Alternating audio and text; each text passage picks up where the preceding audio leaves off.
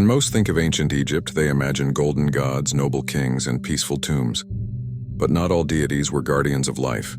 Some were monsters, savage, obscene, and filled with hunger. One of the most terrifying was Babi, the bloodthirsty baboon demon of the underworld. He was not a protector. He was an eater of souls. Depicted as a giant feral baboon, Babi was a beast with blazing eyes, dagger-like fangs, and insatiable appetite. His name meant Bull of the Baboons, a king of beasts. But instead of ruling jungles, he haunted the afterlife. The ancient Book of the Dead describes him as tearing open corpses, devouring the entrails of the wicked and feasting on their shadows. While Ammit devoured the heart of the condemned, Babi took far more. He ripped sinners apart completely, leaving nothing but silence, and he was obscene. Ancient texts say his raging phallus formed the mast of the ferry boat that carried the dead.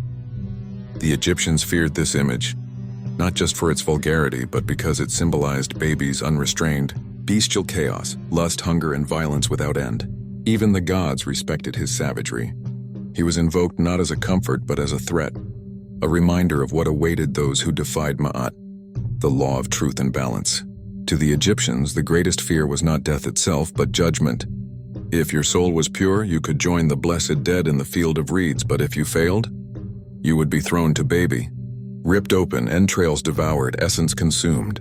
He was more than a demon. He was the nightmare of eternal annihilation. So when the priests chanted funerary spells, when the dead were buried with charms and sacred words, it was not just for peace.